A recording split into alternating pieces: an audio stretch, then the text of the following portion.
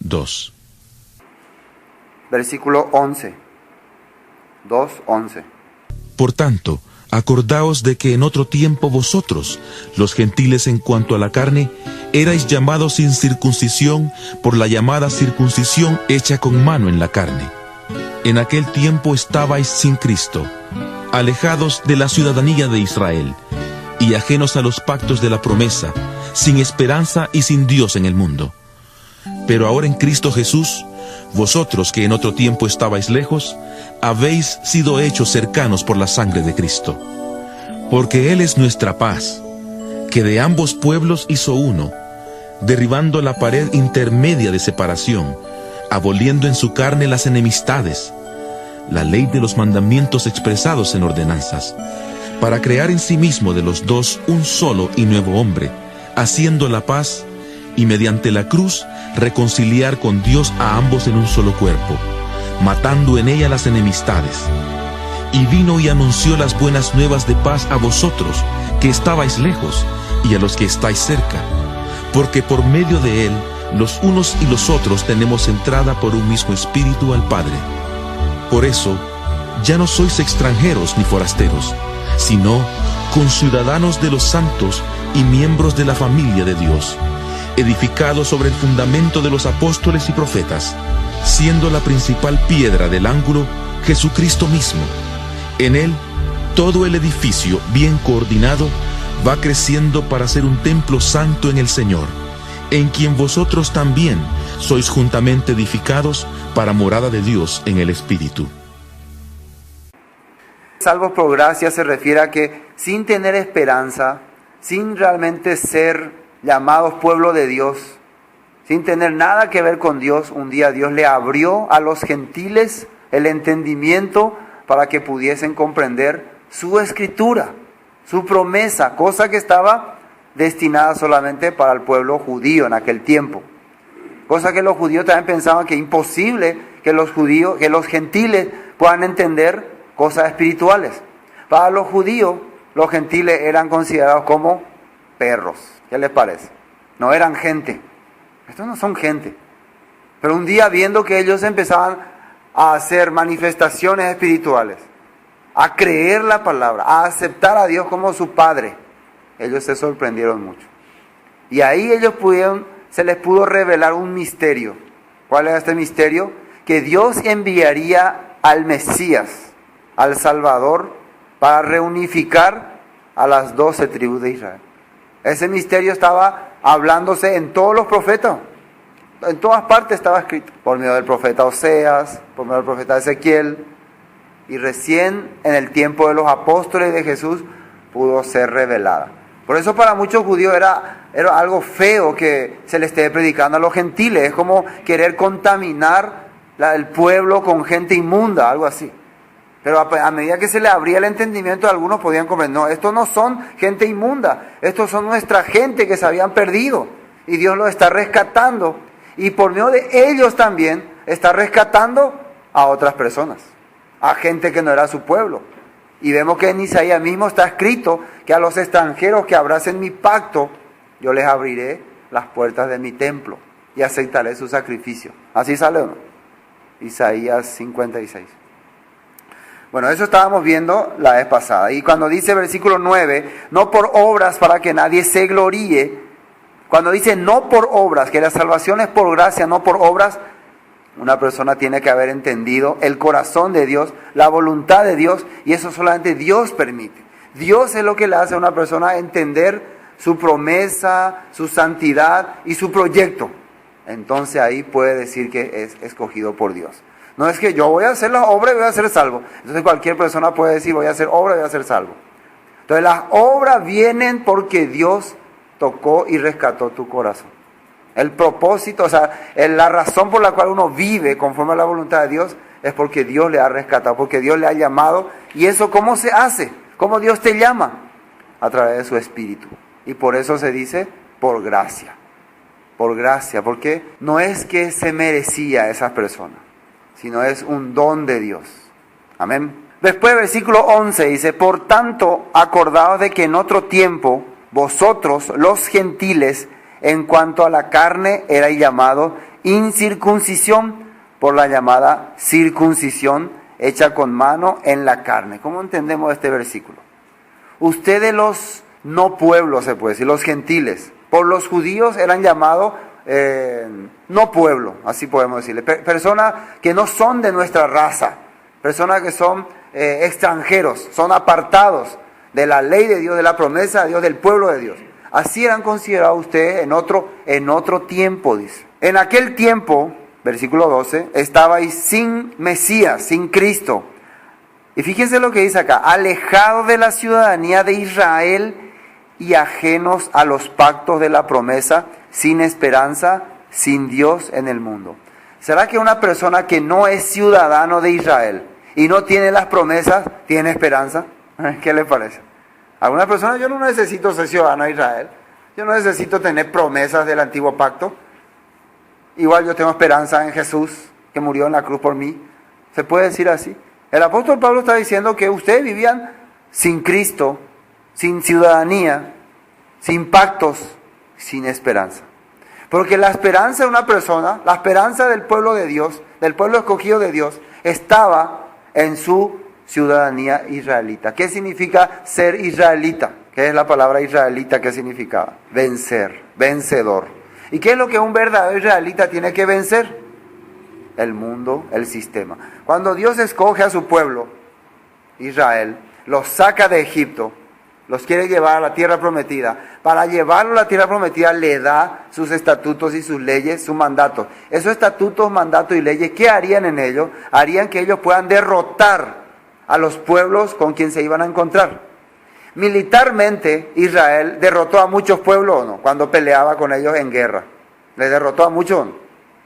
Pero cuando empezaron a entrar en la tierra prometida, ¿qué pasó con el pueblo? ¿En qué parte perdieron ellos? En la parte de adoptar las costumbres de esos pueblos. Empezaron a mirar la manera que ellos adoraban a sus dioses, sus fiestas, y empezaron a unirse a esas tradiciones. Y ahí perdieron.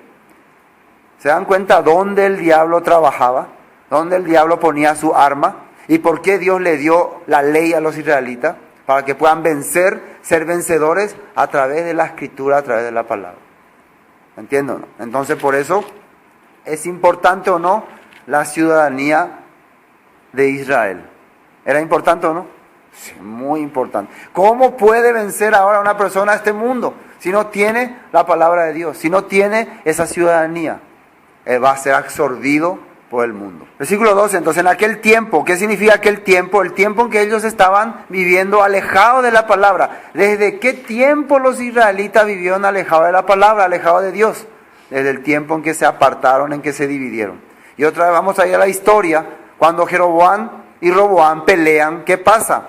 Jeroboam lleva las 10 tribus hacia el norte, ¿y qué hace? Hace 2 lugares de adoración, Betel y Dan.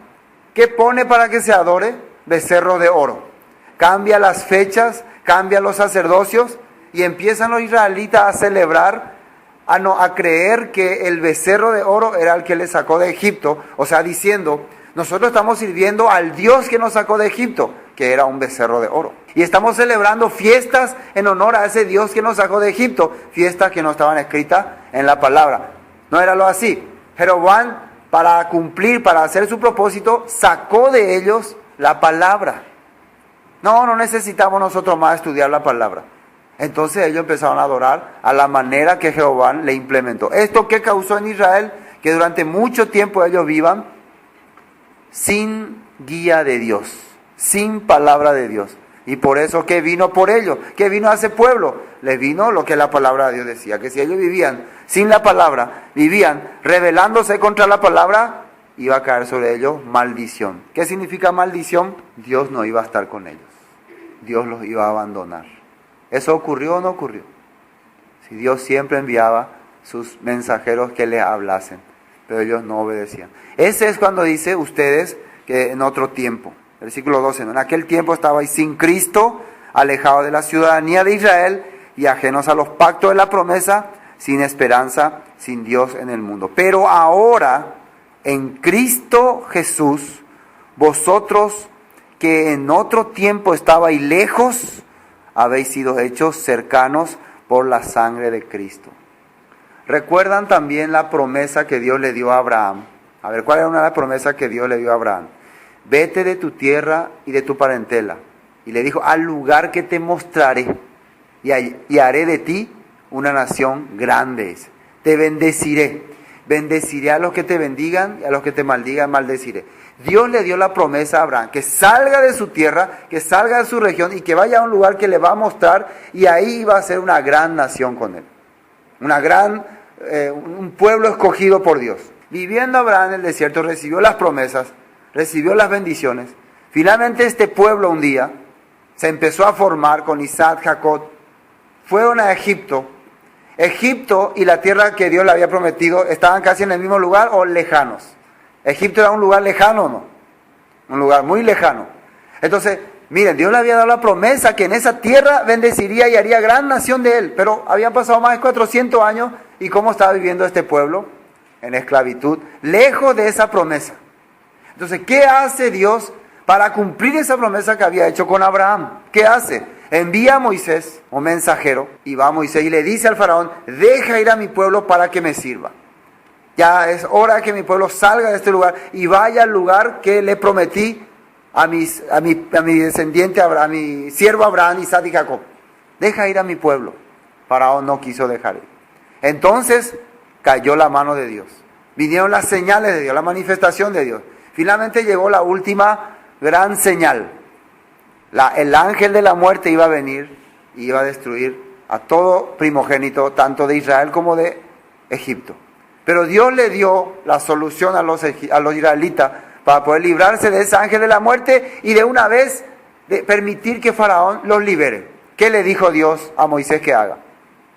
Sacrifiquen un cordero y pongan su sangre por el marco de su puerta, por el dintel. Cuando el ángel pase, pasará de largo cuando vea la sangre. Esa va a ser la señal. Entonces, ¿qué pasó ese día? El ángel pasó, muchos primogénitos murieron de los egipcios, los israelitas fueron librados. Al día siguiente, ¿qué decreto salió? Liberen a los israelitas, salgan. O sea, a través de la sangre de ese cordero, los israelitas fueron libres. Dios que le dijo a los israelitas, esto van a tener por celebración perpetua. Siempre van a recordar cuando el ángel pasó y ustedes fueron librados. Ustedes fueron rescatados. O sea, esa sangre significó el rescate del pueblo de Dios. ¿Para qué? ¿Para qué? Para dirigirlo, para llevarlo a la tierra prometida. ¿Sí o no? Para esos que estaban lejos, traerle al lugar que Dios le había indicado. Entonces, tenemos entonces una igualdad en las escrituras de Moisés, de lo que Pablo estaba hablando acá. La misma cosa, el Mesías, ¿quién era? El Mesías era el profeta que el mismo Moisés anunció que iba a ser levantado, al cual los hijos de Israel tenían que oír. Y el que no oyere a ese profeta sería desarraigado, dice, sería apartado. Cuando alguna persona no quería oír lo que Moisés le instruía, le daba, ¿qué pasaba? Quedaba apartado. ¿Qué pasó con los israelitas cuando Moisés le dio la palabra? Rechazaron, dice. ¿Y a dónde querían ir? Querían regresar a Egipto. Entonces estas personas tuvieron que morir en el desierto. Porque la paga del pecado es muerte y el pecado es rebelarse contra la Escritura. Oponerse contra la Escritura. Esa es la afrenta contra el Espíritu de Dios. ¿Me entienden? Acá que está diciendo, pero ahora en Cristo Jesús vosotros que en otro tiempo estabais lejos, habéis sido hechos cercanos por la sangre de Cristo. Se repite la historia. Ahora Dios nuevamente, pero ya no de Egipto, sino de las naciones, quiere sacarle a ustedes y volverle a traer a la tierra prometida. Vamos a ver Jeremías capítulo 16. Jeremías capítulo 16, algo que habla sobre este rescate. Versículo 14, Jeremías 16, 14. Desde 13 vamos a leer, Jeremías 16, 13. Por tanto, yo os arrojaré de esta tierra a una tierra que ni vosotros ni vuestros padres habéis conocido, y allá serviréis a dioses ajenos de día y de noche, porque no os mostraré clemencia. No obstante, versículo 14, he aquí vienen días, dice el Señor, en que no se dirá más, vive el Señor que hizo subir a los hijos de Israel de la tierra de Egipto. No se dirá más eso, dice. No se llamará más a eso el éxodo ni la Pascua del Señor. ¿A qué se le va a llamar ya ahora el éxodo y la Pascua del Señor? Versículo 15. Sino que vive el Señor que hizo subir a los hijos de Israel de la tierra del norte y de todas las tierras a donde los había arrojado, y los volveré a su tierra, la cual di a sus padres. Ese será el nuevo dicho que se dirá en los posteros tiempos, ¿o no? Ya no es más de Egipto que va a rescatar a su pueblo, sino ¿de dónde?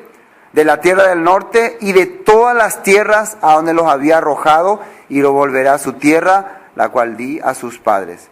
He aquí que envío muchos pescadores. ¿Qué van a hacer los pescadores? Van a ir a rescatar a ese pueblo perdido. Eso está escrito acá. Bueno, vamos a Efesios. Entonces podemos entender versículo 14, porque 13, pero ahora en Cristo Jesús vosotros que en otro tiempo estabais lejos, ¿a quién se refiere?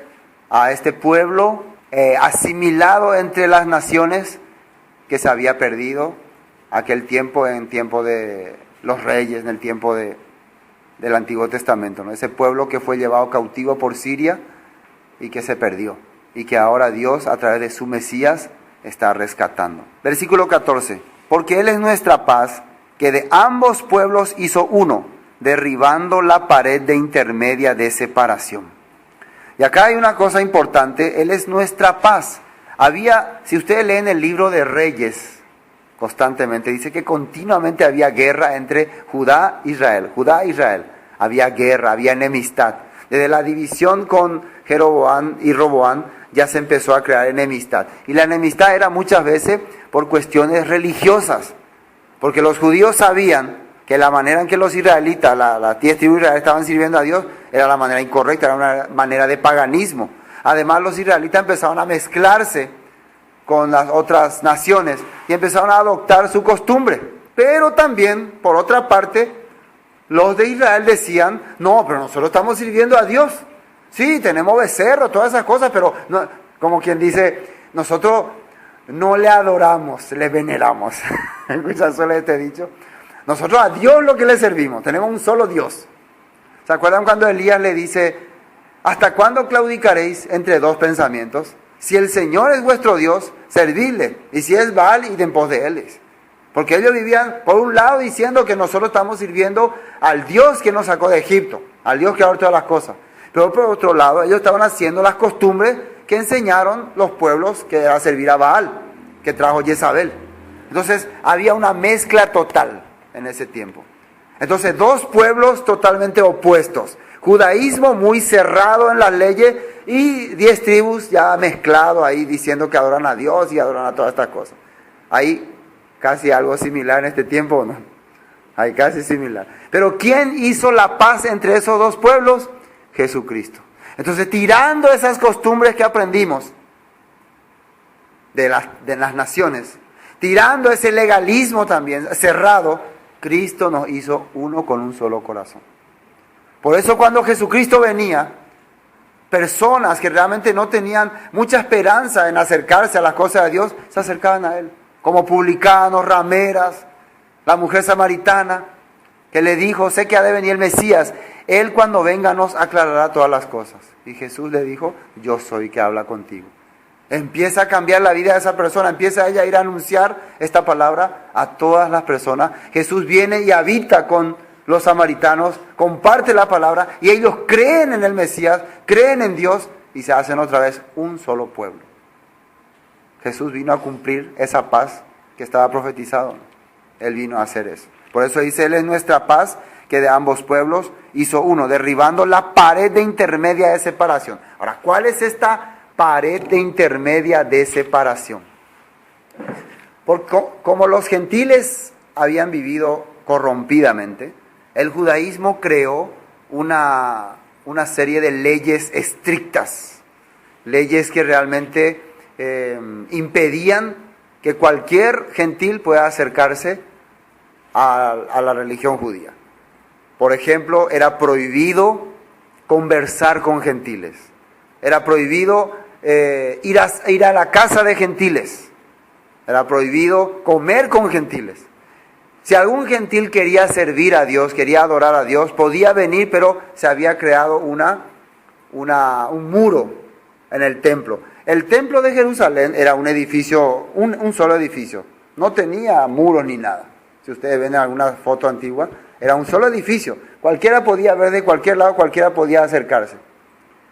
Pero cuando los israelitas, cuando los judíos empezaron a hacer sus leyes, ellos crearon un muro así que dividía, que no se podía ver las cosas que se hacían adentro porque era muy sagrado. Entonces los gentiles tenían otro lugar donde ellos podían venir si querían adorar a Dios, pero no podían acercarse hasta el templo. Ellos crearon un muro de separación. Y había un cartel que decía, si a alguien se le ocurre, un gentil pasa esto, absténgase a las consecuencias. Va a ser ejecutado. Va a morir. Entonces, ¿quién gentil querría pasar por ahí? Entonces, ya ven ustedes cómo era riguroso el judaísmo. Pero cuando viene Jesús, ¿qué hace Jesús? Rompe este muro de separación. ¿Por qué? Él comparte con samaritanos, Él comparte con griegos, Él comparte con publicanos, Él abre las puertas para todos. Él hace entender que realmente Dios está buscando unificar otra vez a su pueblo. Entonces el pueblo otra vez se acerca a Dios. El pueblo empieza otra vez a adorar a Dios, como estaba escrito. Amén. Ese es el trabajo que hace Jesús. Por eso dice, porque Él es nuestra paz, que de ambos pueblos hizo uno, derribando la pared intermedia de separación. ¿Cuáles son estos ambos pueblos? Judá e Israel. ¿Dónde está Israel? Israel es ahora las naciones que están perdidas. Están mezcladas. Y Dios las está trayendo para que empiecen a creer otra vez la palabra. No es que ha formado un nuevo pueblo, una nueva nación. Dios siempre tiene una sola nación que ha bendecido. Dios solamente está trayendo a ese pueblo para formar. Vamos a ver algunas partes de la Biblia que quiero mostrarles. Referente al pueblo de Israel. El libro de Ezequiel capítulo 20 primero. Ezequiel capítulo 20. Ezequiel capítulo 20, versículo 21. Si ustedes leen todo el capítulo 20 se van a dar cuenta que sale todo lo que aconteció con Israel. Desde que salieron de Egipto, cómo vivieron durante el tiempo de los reyes, hasta que fueron llevados cautivos por Babilonia. Y sale acá que Dios iba a propósito darles otro tipo de leyes. A propósito sale. Miren el versículo 21, 20-21. Mas los hijos se rebelaron contra mí, no anduvieron en mis estatutos, ni guardaron mis decretos para ponerlos por obra, por los cuales el hombre que los cumpliere vivirá. Profanaron mis días de reposo. Dije entonces que derramaría mi ira sobre ellos para cumplir mi enojo en ellos en el desierto. Mas retraje mi mano a causa de mi nombre, para que no se infamase la vista de las naciones antes cuyos ojos los había sacado. También les alcé yo mi mano en el desierto, jurando que los esparciría entre las naciones y que los dispersaría por las tierras. ¿Se dan cuenta que acá Ezequiel ya estaba anunciando lo que Dios había dicho que haría si ellos no guardaban el pacto? Versículo 24. Porque no pusieron por obra mis decretos, sino que desecharon mis estatutos y profanaron mis días de reposo. Y tras los ídolos de sus padres se les fueron los ojos. Por eso yo también les di estatutos que no eran buenos y decretos por los cuales no podrían vivir. ¿Por qué Dios permitió entonces que los israelitas hayan sido rigurosos y hayan introducido muchas ordenanzas, muchas leyes interpretadas por ellos? ¿Por qué causa? Porque ellos no obedecieron la palabra de Dios. Porque hoy en día el cristianismo, en general, tiene tantas dogmas, tantas tradiciones, tantas reglas, tantas leyes, porque hay tantas maneras de adorar a Dios, porque han desobedecido como dice la Biblia, porque se han apartado de lo que está escrito. Si las personas dejan toda esa costumbre que tienen y vuelven a lo que está escrito, realmente van a ser bendecidos. Hoy en día no, que esta manera, que esta manera, que esta manera, que esta manera. Por eso están viviendo con un montón de costumbres y tradiciones. Eso está escrito acá. Segundo libro de Reyes, capítulo 17. Segundo libro de Reyes, capítulo 17. Segundo libro de Reyes, capítulo 17, versículo 7.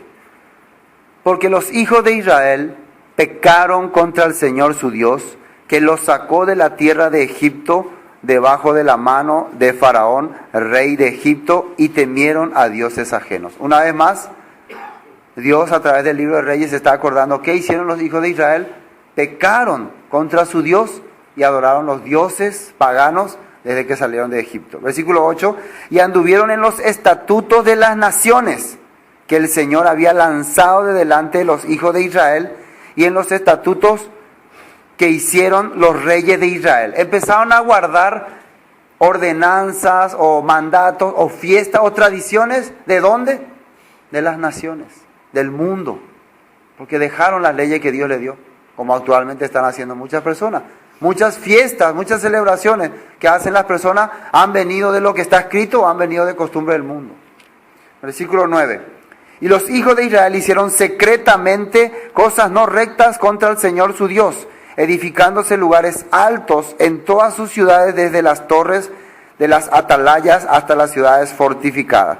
Y levantaron estatuas e imágenes de acera en todo collado alto y debajo de todo árbol frondoso. Empezaron a adorar los árboles también. Y quemaron allí incienso en todos los lugares altos, a la manera de las naciones que el Señor había traspuesto de delante de ellos. E hicieron cosas muy malas para provocar ira al Señor. Y servían a los ídolos, los cuales el Señor les había dicho: vosotros no habéis de hacer esto. Dios les dijo: así no hagan, así no vivan, así no anden. Pero ellos, ¿qué hacían? No, igual no. Dios no le avisaba, Dios no le enviaba mensajeros, Dios no le enviaba profetas, Dios no le enviaba predicadores. Siempre envió, pero la gente no oyó. 13. El Señor amonestó entonces a Israel y a Judá por medio de todos los profetas y de todos los videntes, diciendo: volveos de vuestros malos caminos y guardad mis mandamientos y mis ordenanzas, conforme a todas las leyes que yo prescribí a vuestros padres y que os he enviado por medio de mis siervos los profetas. Mas ellos no obedecieron, antes endurecieron su cerviz, como la cerviz de sus padres, los cuales no creyeron en el Señor. Algunas personas me preguntan: ¿y por qué los israelitas eran así? Buena pregunta, ¿no? ¿Por qué desobedecían a Dios? ¿Por qué se rebelaron ellos? ¿Por qué ellos eran así, si ellos eran el pueblo de Dios verdadero? Nosotros tenemos que saber una cosa. Nosotros tenemos una naturaleza inclinada hacia el bien o hacia el mal. Hacia el mal. Sí, hacia el mal. El que Dios nos haya dado sus mandatos, sus leyes, es porque quiso desviar, sacarnos de esa naturaleza. O sea, la ley, los mandatos de Dios son una bendición. Son para realmente mostrarnos el camino, la inclinación correcta que Dios quiere con nosotros. Entonces, todo ser humano desde Adán, ¿qué inclinación tiene? Inclinación hacia el mal. Pero por gracia, por eso podemos decir, por gracia, Dios escogió un pueblo que no es porque era un pueblo santo. ¿Acaso los israelitas eran santos, eran buenos? Eso es para que nosotros podamos darnos cuenta que entre israelitas y el resto del mundo humanamente no hay ninguna diferencia. La única diferencia es que Dios a ellos les escogió, que ellos son escogidos por Dios por gracia, por el amor que Dios tenía. Es una gracia, es un amor tan grande, es una bendición. El que Dios nos haya escogido también a nosotros, no es que somos más espirituales ni más buenos. Siempre, todos los seres humanos tienen inclinación hacia el mal. Pero Dios nos abrió los ojos. Dios empezó a querer trabajar con nosotros. Es como que vos estás mirando un terreno grande y querés trabajar en un lugar. Y todo está desastre el terreno y decidí, ahí voy a trabajar. Y ese lugar empezó a acorralar, a poner cerca, a limpiar y empezar a trabajar. Y empieza en pocos días ese lugar a cambiar, ¿no? Y se ve la diferencia con el resto de los demás terrenos. Ustedes ven así, cuando uno, acá voy a trabajar, acá voy a arreglar, acá voy a preparar. Entonces, porque ese terreno era más bueno, más lindo. No, halló la gracia delante de Dios. Y a través de ese pueblo, ¿qué propósito tenía Dios? ¿Solamente bendecir a ese pueblo? No. A través de ese pueblo, el cual Él iba a poner a trabajar, iba a empezar a preparar, Él quería bendecir a todas las naciones. Ese era el objetivo. Y sigue siendo el objetivo. ¿Qué dice acá? Podía haberlos destruido, podía haberlos exterminado, pero no, yo tenía un propósito, un pacto, una promesa, y el mundo tenía que ver que mi propósito y mi promesa se tiene que cumplir. Y este pueblo rebelde y contradictor va a cambiar por mi poder. Y al final Dios estaba mostrando su poder. Amén. Sí, así, por eso, mientras más rebelde era ese pueblo, más trabajo de Dios se manifestaba en ellos. Más obra de Dios se veía en ellos. Y cuánto más si ese pueblo había estado ya perdido entre las naciones y ahora está resucitando como los huesos secos. El libro de Hechos capítulo 10, Hechos capítulo 10. Vamos a ver lo que el apóstol Pedro dijo a Cornelio cuando llegó junto a él. Hechos capítulo 10. Hechos capítulo 10, el versículo 28. ¿Se acuerdan que Pedro estaba con hambre y de repente se subió a la azotea y le vino un éxtasis, una tipo visión? Y él vio una canasta que descendía con todo tipo de animales inmundos, cuadrúpedos. ¿Se acuerdan así, no? Y Dios le dice, Pedro, mata y come. ¿Y Pedro qué respondió? No, Señor, porque ninguna cosa común o inmunda he comido jamás. Fíjense lo que dice acá, vamos a atender un poquito esta parte, después vamos al 28. Versículo 12, 10-12. En el cual había todo tipo de cuadrúpedos terrestres y reptiles y aves del cielo. Y vino una voz, levántate Pedro, mata y come. Entonces Pedro dijo, Señor, no, porque ninguna cosa común o inmunda he comido jamás. Cuando él se refería a ninguna cosa común e inmunda he comido jamás, ¿a qué se refería? Común o inmunda, ¿a qué cosa estaba refiriendo Pedro? A los animales prohibidos. ¿Por qué? ¿Por dónde? ¿Dónde están prohibidos animales? ¿Dónde dice que son inmundos? ¿En qué parte de la Biblia? En Levítico. Entonces cuando acá Pedro estaba respondiendo, estaba hablando conforme a lo que la Escritura dice o no, conforme a lo que la palabra dice. Y parece que Jesús le está contradiciendo. ¿Sí o no? Parece que Jesús está oponiendo a la Escritura. Y eso puede ser imposible que Jesús se oponga a la Escritura. Pero vamos a ver que lo que Jesús estaba oponiendo no era a la Escritura, sino a una ordenanza judía, a una ley judía implementada después. Vamos a ver qué dice más. Versículo 15. Volvió la voz a él la segunda vez. Lo que Dios limpió, no lo llames tú común. Versículo 16. Esto se hizo 3 veces y aquel lienzo volvió a ser recogido en el cielo. Y mientras Pedro estaba perplejo dentro de sí sobre lo que significaría la visión que había visto, he aquí los hombres que habían sido enviados por Cornelio, los cuales preguntando por la casa de Simón llegaron a la puerta. Él dice que estaba pensando, ¿qué será lo que significa? O él entendió, Dios quiere que coma estos animales. Gracias, Señor, vos me diste entonces permiso para comer estos animales. No hubiera sido mejor que Jesús personalmente cuando estaba en vida le diga a Jesús, Pedro, esto puede comer. ¿Por qué esperó irse en visión a hablarle? Ya es medio raro así. Mejor hubiera sido personalmente, ¿sí o no? Entonces no es que Jesús se está refiriendo a los animales, porque inmediatamente ¿quiénes aparecen?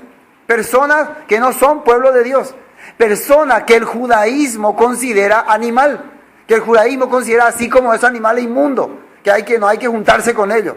Siendo que Dios por los animales habló y por alguna determinada razón. No habló por la naturaleza del animal. No es para que vos le mires a ese animal, maldito, te conjuro. No es para eso. El animal no tiene ninguna maldición. Era por alguna otra razón. Pero el judaísmo, ¿cómo miraba a una persona que no era de su pueblo? Perro, inmundo. Uy, ¿me entiendo o no? O sea que lo trataba como animal, peor que animal. Esa ley, ¿de dónde había salido? Era una ley judía, una ley hecha de leyes de la, ¿cómo se llamaba? Alajá, gracias, de la alajá. Sí. Entonces, Jesús, ¿contra qué estaba oponiéndose? Contra esa alajá, que Pedro todavía lo tenía enraizado, ¿no? Sí, todavía tenía enraizado. ¿Por qué? ¿Qué dice aquí, versículo, vamos a saltear, 27? Hablando con él entró y halló a muchos que se habían reunido. Y les dijo, vosotros sabéis cuán abominable. Miren lo que dice, abominable.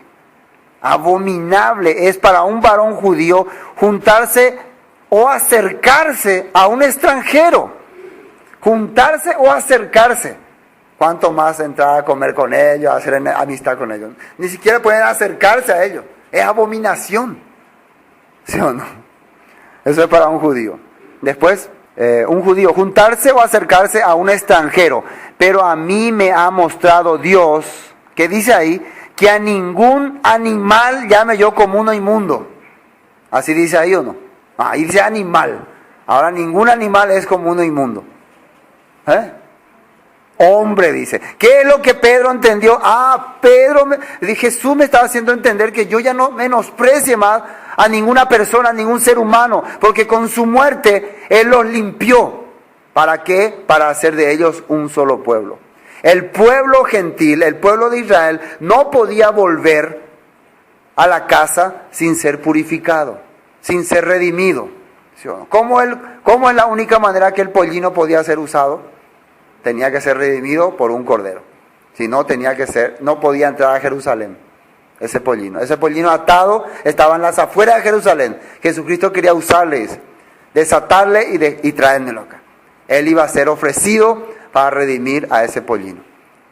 ¿Me entienden? Esta gente, estas personas han sido redimidos por la sangre del cordero. Entonces, contra esa ley de judíos es lo que Jesús estaba oponiéndose. Esa es la ley, esa es la barrera de intermedia de separación que Jesús abolió. ¿Se entiende? Está muy claro. Volvamos a Efesios entonces. Ahora sí volvamos a Efesios. Dice, versículo 15, ¿no? Aboliendo en su carne las enemistades, la ley de los mandamientos expresados en ordenanzas para crear en sí mismo de los dos un solo y nuevo hombre, haciendo la paz. Entonces entendemos ya a qué ordenanzas se refiere. ¿Será que se refiere a la ley de Dios, a los mandamientos de Dios? En ninguna manera. Se refiere a este tipo de ordenanzas implantadas por el judaísmo. Y mediante la cruz reconciliar con Dios a ambos en un solo cuerpo, matando en ella las enemistades. Esta vez ya no hay por qué judíos y gentiles tienen que odiarse. Bueno, vamos a aclarar esto. ¿Qué es lo que hace que yo judío odie a los gentiles? O le rechace a los gentiles. ¿Qué hace? A ver, yo soy un judío y rechazo a los gentiles. ¿Por qué los rechazo? ¿Qué hicieron ellos? Porque han desobedecido lo que dice la ley, los mandamientos. Y ese mandamiento, ellos lo han desobedecido, por tanto son pecadores, son enemigos de Dios. Pero ¿qué fue lo que hizo Cristo? ¿Qué hizo Cristo? ¿Qué hizo Jesús? Pagó el precio de esos pecados. Vino y los redimió. Vino y los dejó libre de esa culpa. Ya no están más ellos bajo esa ley. Cuando dice bajo la ley, significa bajo condenación, bajo culpabilidad. Por eso Pablo dice, ya no estamos bajo la ley, sino bajo la gracia. ¿Qué es la gracia? La elección incondicional de Dios hacia nosotros. ¿Qué es incondicional? No mirando nuestra condición, no mirando nuestra posición, sino nos escogió así, nos amó y nos escogió y nos rescató y nos trajo y nos redimió. ¿Para qué? Para que fuésemos pueblo suyo. Para que ahora sí podamos participar en los pactos, en las promesas y en todas las bendiciones. Eso significa, ¿o no? Quitando la enemistad. Por eso el judío ya no nos debe mirar como enemigos. Por lo menos el judío que entendió lo que el Mesías vino y hizo. Y eso estaba profetizado en toda la Escritura. El versículo 16. Y mediante la cruz reconciliar con Dios a ambos en un solo cuerpo, matando en ella las enemistades. Y vino y anunció las buenas nuevas de paz a vosotros que estabais lejos y a los que estabais cerca. Pregunta, ¿qué es las buenas nuevas? El Evangelio. ¿Qué es lo que Jesucristo cuando llegó empezó a decir? El tiempo se ha acercado. Arrepentíos y creed en el Evangelio. Eso es lo primero que empezó a hacer. ¿Qué es lo que le mandó a sus discípulos? Primero a los 12 y después a los 70, que vayan y prediquen. Vayan y prediquen y anuncien el Evangelio. ¿Qué es el Evangelio? ¿Qué es el Evangelio? La Escritura, la palabra. Dios quería que se anuncie la palabra a todos los pueblos. Después, ¿qué le dijo a sus discípulos cuando él iba a ascender? Vayan y prediquen y anuncien la palabra hasta los confines de la tierra. El que creyere y fuere bautizado será salvo. ¿Qué significa fuere bautizado? Se uniere al pueblo de Dios, quiere decir. El bautismo representa unirse al pueblo de Dios. Ser uno con el pueblo de Dios. El eunuco que dijo, aquí hay agua. ¿Qué impide que yo me una al pueblo de Dios? Ahí podemos cambiar el lenguaje o no. ¿Qué impide que yo me una al pueblo de Dios? Y precisamente hay una escritura que habla para el eunuco, ¿no? que quiera unirse al pueblo de Dios, vamos a ver Isaías 56. Y justamente, ¿desde qué capítulo empezó a compartir? Le dice Felipe ahí en esa parte de Hechos, desde Isaías 53, ¿no? Desde ahí empezó a compartirle. Y le compartió el Evangelio. ¿Y qué es el Evangelio? La Escritura, la palabra. Y en la palabra había una promesa para él. Miren lo que dice Isaías 56, versículo 1. Así dijo el Señor, guardad derecho y haced justicia, porque cercana está mi salvación para venir y mi justicia para manifestarse. Bienaventurado el hombre que hace esto y el Hijo del hombre que lo abraza, que guarda el día de reposo para no profanarlo y que guarda su mano de hacer todo mal. ¿Cómo podemos guardar tu mano de hacer todo mal? Guardando la Escritura, la palabra de Dios. ¿Qué es todo mal? ¿Qué es mal, por ejemplo? Robar, matar, mentir, abusar del prójimo. Eso es todo mal. ¿Cómo puede dejar de hacer estas cosas? Cuando empezaba a guardar esta palabra.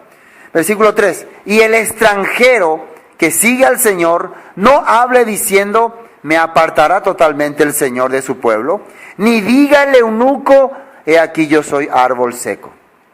El extranjero no diga, y nosotros estamos apartados, nosotros no tenemos esperanza. No diga eso. ¿Por qué? Versículo 4. Porque así dijo el Señor a los, ¿quiénes? Eunucos, que guarden mis días de reposo y escojan lo que yo quiero y abracen mi pacto. A los que quieran abrazar mi pacto, mis palabras, mis leyes. ¿Qué le dice? Yo les daré lugar en mi casa y dentro de mis muros. Y nombre mejor que de hijos e hijas. Nombre perpetuo les daré que nunca perecerá. Y los hijos de los extranjeros que sigan al Señor para servirle y que amen el nombre del Señor para ser sus siervos, a todos los que guarden el día de reposo para no profanarlo y abracen mi pacto, yo los llevaré a mi santo monte y los recrearé en mi casa de oración. Sus holocaustos y sus sacrificios serán aceptos sobre mi altar, porque mi casa será llamada casa de oración para todos los pueblos. Entonces imagínense cuando Felipe le leía esto al eunuco, aquí hay agua, ¿qué impide que yo me haga parte de este pueblo? Y si crees de todo corazón, bien puedes. ¿Qué es lo que tenía que creer? Esto, que tiene que abrazar el pacto. ¿Quieres abrazar el pacto? ¿Quieres seguir el mandato de Dios? ¿Quieres ser parte de este pueblo? Quiero. Creo que Jesucristo es el Hijo de Dios. ¿Qué significa eso? Él vino para restaurar a los perdidos, y yo soy uno de ellos. Quiero volver al pueblo, quiero volver a mi casa, quiero volver a mi tierra verdadera. Y ahí se bautizó. Bautizó, ¿qué significa? Se hizo uno con el pueblo, se sumergió. El acto del agua es un acto simbólico. Realmente en su corazón, el que entendió, soy parte de este pueblo. Bueno, volvamos a Efesios, estamos por terminar. Después, y vino y anunció las buenas nuevas de paz a vosotros que estabais lejos y a los que estabais cerca. Entonces ya entendemos que buenas nuevas es el Evangelio, la Escritura, la palabra. También en Hebreos capítulo 4 dice, ¿no?, que también a nosotros se nos anunció las buenas nuevas, igual que a ellos. ¿Quiénes son ellos? Los israelitas que estaban en el desierto. Pero lastimosamente a ellos no le aprovechó el oír porque no fue acompañada de fe. También en Romanos dice que cuán hermosos son los pies de los que llevan buenas nuevas, dice. De los que anuncian la llegada del... Vamos a ver eso, porque es importante eso. Isaías 52. ¿No? Importante que entendamos esta parte, ya que estaba profetizado. Para que vean que Pablo compartía todas las cosas que estaba ya mencionado en la Biblia. Isaías 52. Versículo 7. 52, 7. Dice, cuán hermosos son sobre los montes los pies del que trae alegres nuevas, del que anuncia la paz, del que trae nuevas del bien, del que publica salvación, del que dice a Sión, tu Dios reina. ¿A quién se está refiriendo? Al Mesías. ¿Qué está diciendo Pablo? Y vino y nos anunció las buenas nuevas de paz. A ustedes que estaban lejos y a nosotros que estábamos cerca. Versículo 8. Voz de tus atalayas alzarán la voz, juntamente darán voces de júbilo, porque ojo verán que el Señor vuelve a traer a Sión. Cantad alabanzas, alegraos juntamente soledades de Jerusalén, porque el Señor ha consolado a su pueblo, a Jerusalén ha redimido. Así está escrito aquí. Y un capítulo más, 57, Isaías 57, versículo 18. 57, 18, lo que dice. He visto sus caminos, pero le sanaré, y le pastorearé, y le daré consuelo a él y a sus enlutados. Produciré fruto de labios, paz, paz, al que está lejos y al cercano, dijo el Señor, y lo sanaré. ¿A quién le va a hacer fruto de paz? Al que está lejos. ¿Quién es el que está lejos? Los gentiles que se habían perdido, y al que está cercano, los judíos. Bueno, ahora sí, volvamos a Efesios. Estamos por terminar. ¿Se está entendiendo, no? ¿Está entendiendo? Versículo 18. Porque por medio de él, los unos y los otros tenemos entrada por un mismo espíritu al Padre. ¿Esto que por un mismo espíritu a qué se refiere? Por una misma enseñanza, por una misma fuerza espiritual. Eso es lo que les sorprendió a los apóstoles cuando vieron que ese espíritu que había llegado en ellos, ese entendimiento que ellos habían obtenido, también era manifestado en los gentiles. ¿Pues cómo puede ser ellos? ¿Cómo también a ellos se le ha dado, que decía uno de los judíos, el don del arrepentimiento? Así dice en Hechos. ¿Y qué es el don del arrepentimiento? ¿Qué es arrepentimiento? Volver a la palabra. Y como a un gentil que no tenía nada que ver, aparentemente va a volver a la palabra. Significa que estos son los perdidos de Israel. Dios está recuperando su pueblo. Ellos han logrado entender eso. Esto era un misterio grande en aquel tiempo. Dios está recuperando sus ovejas. ¿Qué dijo Jesús? También tengo otras ovejas que no son de este redil, por ellas también debo ir. Y serán los dos un rebaño, y habrá un pastor. Versículo 19. Así que ya no sois extranjeros ni advenedizos, sino conciudadanos de los santos y miembros de la familia de Dios. Ya. ¿Quién es la familia de Dios? ¿A qué pueblo se le llamó pueblo de Dios? A Israel. Ya no soy, dice acá, extranjeros ni advenedizos. Advenedizos significa olvidados, desterrados, que nadie se acordaba de ellos. Anteriormente los gentiles, para los judíos, que eran pueblo olvidado. El pueblo, las 10 tribus de Israel se perdieron, solo está Judá. Por eso se llamaron ellos judíos, ya no se llamaban israelitas. Pero ahora Israel está siendo otra vez reunificada. Por eso pueden ser otra vez el pueblo de Israel. Ya no son extranjeros, ya no pertenecen más ustedes a otra nación, son ya de este pueblo. Ni miembros de la familia de Dios. Acá dicen miembros de la familia de Dios. Y los miembros de la familia de Dios, ¿cómo tienen que ser preparados? ¿Cómo tienen que ser ya guiados? Si ya no están más en el mundo, en las cosas del mundo, ahora ¿cómo se les va a guiar a esta familia nueva? ¿Qué dice acá? Edificados sobre el fundamento de los apóstoles y profetas, siendo la principal piedra del ángulo Jesucristo mismo. Esta familia que está regresando a su casa ya no va a ser más instruida por doctrinas del mundo, por doctrinas de los hombres, sino por los apóstoles y los profetas. La base de nuestro estudio, de nuestra doctrina, de nuestra preparación para recibir al Mesías es la enseñanza de los profetas y los apóstoles. Hemos leído bastante ya acerca de los profetas. ¿Qué hablaban los profetas? Del pueblo que estaba perdido, del remanente perdido. ¿Qué hablaban los apóstoles? De la misma cosa. Como ya hemos tocado bastante acerca de los profetas, ahora yo quiero tocar por lo menos 3 testigos de los apóstoles. Pablo, Pedro, 4, Santiago y Juan. Vamos a ver si esos apóstoles realmente nos dejaron alguna piedra fundamental para edificar nuestra vida. ¿Vamos a ver eso o no? Nos empecemos por el libro de Hechos. ¿Qué dijo el apóstol Pablo? ¿Qué piedra nos dejaron los apóstoles para edificar nuestra vida? Ya que tenemos que ser edificados sobre fundamento dado por los apóstoles y los profetas. De los profetas no dudamos que ellos lo que enseñaban era mandamientos, ordenanzas de la palabra de Dios. Pero vamos a ver si los apóstoles coincidían con los profetas. 26, vamos a ver, 26, versículo 22. ¿Por qué le querían arrestar al apóstol Pablo o condenar? ¿Qué es lo que de malo él estaba haciendo? ¿Acaso le estaba enseñando algo contrario a lo que Dios dice? Versículo 22 del capítulo 26 dice, pero habiendo obtenido auxilio de Dios, persevero hasta el día de hoy. ¿Qué dice el apóstol Pablo? Persevero hasta el día de hoy, dando testimonio a pequeños y a grandes, no diciendo nada fuera de las cosas que los profetas Moisés dijeron que había de suceder. Entonces el apóstol Pablo, ¿en qué se basaba sus fundamentos para enseñar a la gente, a los gentiles, lo que los profetas y Moisés dijeron que había de suceder?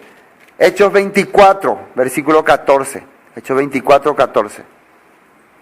Pero esto te confieso, que según el camino que ellos llaman herejía, así sirvo al Dios de mis padres.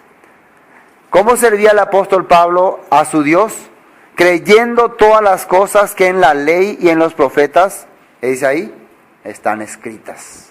Entonces el fundamento de los apóstoles también es la ley de Moisés, los profetas y las cosas que están escritas. No había otra cosa. Un capítulo más, Hechos 20, el versículo 30. Miren lo que Pablo le decía.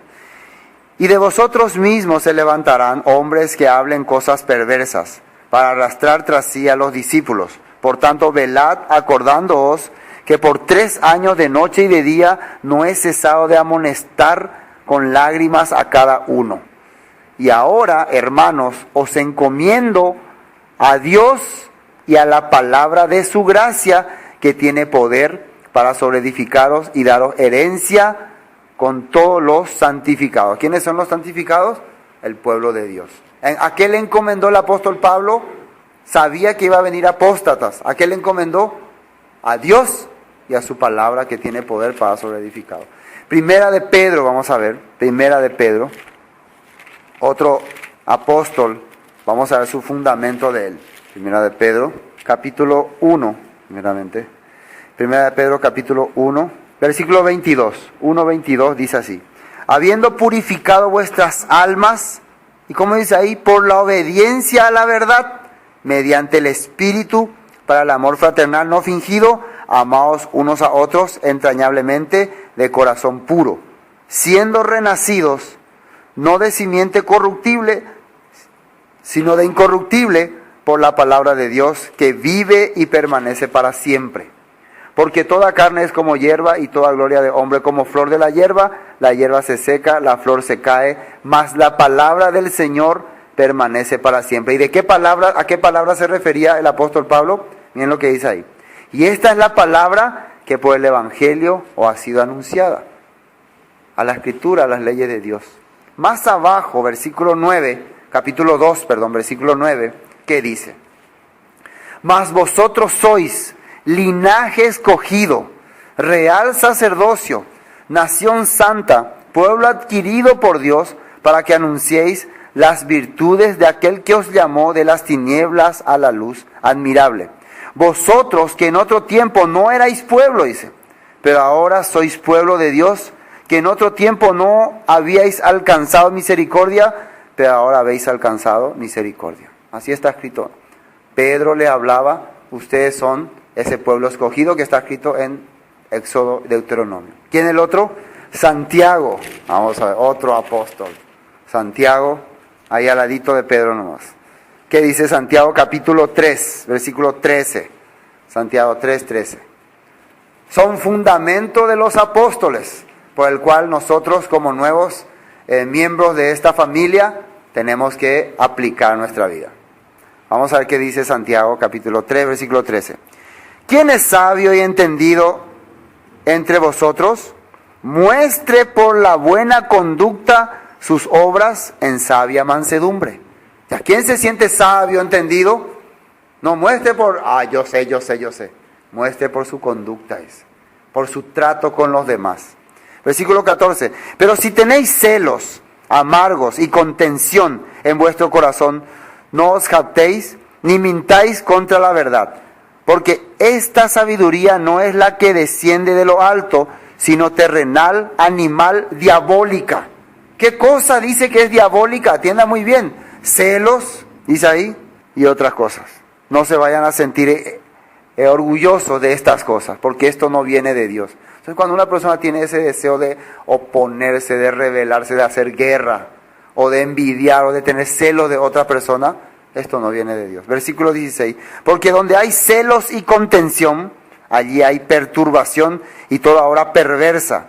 Pero la sabiduría que es de lo alto es primeramente, que dice, pura, después pacífica, amable, benigna, llena de misericordia, de buenos frutos, sin incertidumbre ni hipocresía, y el fruto de justicia se siembra en paz para aquellos que hacen la paz. Así está escrito. Último apóstol, el libro de Primera de Juan. Primera de Juan, después de San Pedro está Primera de Juan, que dice, capítulo 5. Miren lo que dice Primera de Juan, capítulo 5, versículo 1. 5:1.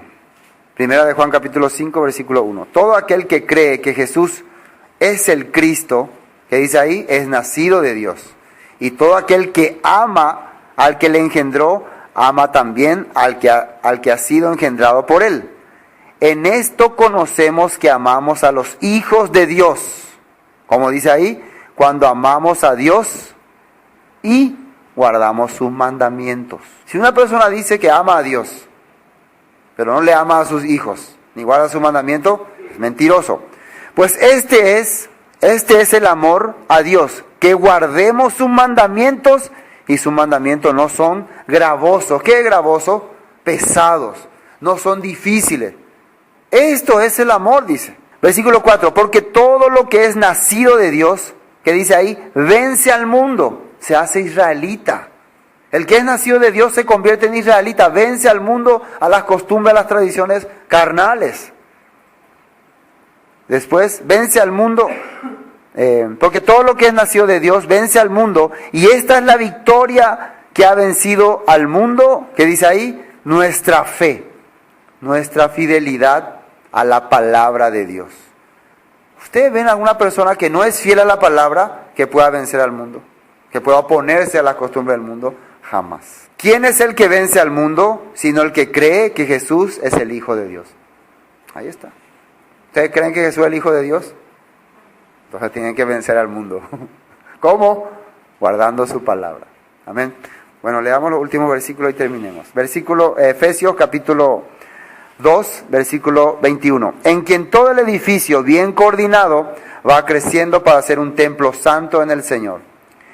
En quien vosotros también sois juntamente edificados para morada de Dios en el Espíritu. Eso significa que a través de la palabra, a través de los fundamentos de los apóstoles, a través de la enseñanza que los profetas nos dejaron, nuestra vida va siendo edificada, santificada y perfeccionada para que un día nos encontremos con el Padre amado. Amén. Bueno, hasta